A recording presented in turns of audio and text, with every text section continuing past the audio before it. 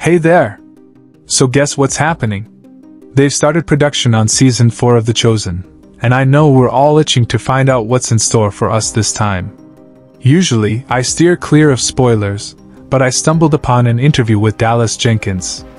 Turns out, Season 5 is going to dive into the action of Holy Week, leading up to but not including the crucifixion moment. It totally caught me off guard because I thought Holy Week would be more of a Season 6 thing. Anyway, starting from that juicy tidbit and avoiding any more spoilers, let's take a trip down memory lane to where Season 3 left off and the biblical events still on the horizon. Time to make some wild guesses about what's coming our way in The Chosen Season 4. As Season 3 of The Chosen wraps up with Episode 8, we're left hanging with some pretty intriguing plotlines. Let's dive into the Gaius story. Throughout the season, Gaius and Simon Peter form an unexpected bond, and we get a peek into Gaius's personal life. It turns out Gaius has a secret. He's got a servant boy who happens to be his own illegitimate child. By the end of Episode 7, we find out that the kid is seriously ill, and Gaius is torn about whether to take him to a Jewish doctor, aka Jesus, for help. Gaius and his wife had this unspoken pact to keep mum about the child's true parentage, but with the little one falling sick, Gaius is grappling with guilt over not acknowledging him as his own son. So, what's brewing? Looks like we're gearing up for the story of Jesus healing the centurion's servant, the official's son.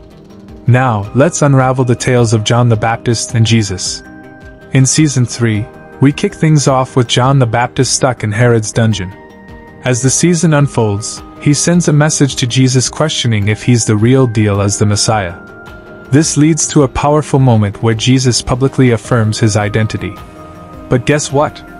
Season 3 wraps up and John's still in the slammer wondering about his future.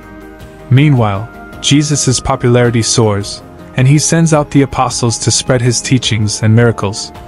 Things get real when a hometown squabble in Nazareth pushes Jesus to openly declare himself as the fulfillment of prophecies and the embodiment of the law of Moses. John the Baptist also sends messengers to double-check Jesus' identity, giving him a chance to discuss it openly.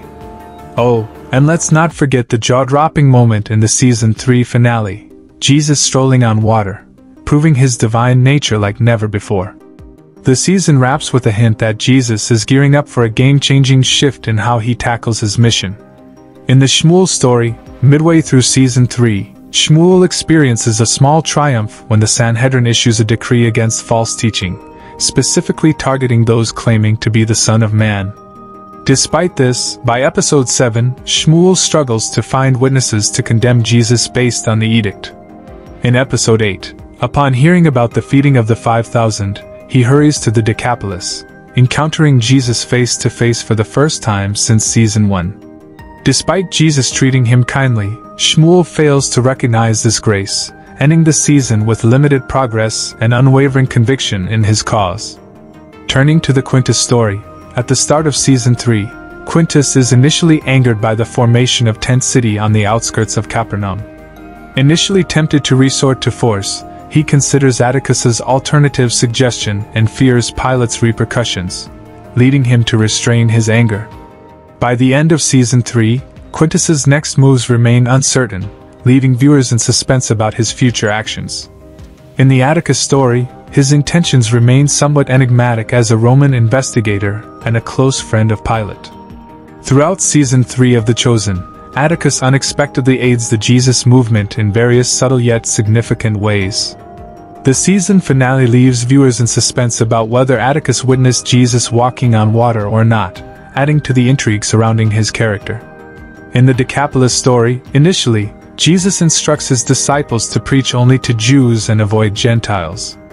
However, Andrew and Philip's preaching in the Decapolis leads to unexpected conversions among Gentiles, causing social upheaval and conflict. Jesus' visit temporarily pacifies the situation, but the potential for future problems looms. In the Judas story, at the start of Season 3, Judas decides to leave his dubious business partner to join Jesus' disciples. Despite threats of legal action, Judas manages to talk his partner down, entrusting his home to his worried sister. These moments set the stage for potential conflicts and developments in the future. In the story of Yusuf, Jairus, and Nicodemus, Season 3 begins with Yusuf writing a letter to Nicodemus, updating him on the Sermon on the Mount. Jairus decides to withhold the letter temporarily, allowing Yusuf some time to cool down and contemplate his commitment to following Jesus. As the season progresses, both Jairus and Yusuf become fully convinced of Jesus' teachings, and they confide in each other about their newfound faith. While Nicodemus finds himself in a challenging position due to the increasing opposition against the Jesus movement and Shmuel's rising influence. This hints at potential conflicts and challenges in the upcoming episodes. While The Chosen takes creative liberties in reordering biblical events for narrative and thematic purposes, it's reasonable to expect that the creators will generally follow the chronological outline of the Gospels. If Season 5 is indeed planned to focus on Holy Week, it suggests that Season 4 will likely cover the remaining events that take place in the vicinity of Capernaum. Considering the traditional timeline of Jesus' life and ministry, Season may 4 delve into various teachings, miracles, and encounters that occurred before the events leading up to Holy Week. This can include moments such as the Transfiguration, further interactions with prominent characters like Nicodemus, and the progression of relationships among the disciples. The creators might also explore key narratives like the healing of the paralyzed man and the feeding of the 4,000, among other significant events that took place during this period. Well, that's it for now. Make sure to like our video, share your views in the comments section with us, subscribe to the channel to get updated, and do not forget to hit the bell icon to never miss an update. Thanks for watching the video, and we'll see you at the next one. Thanks for watching.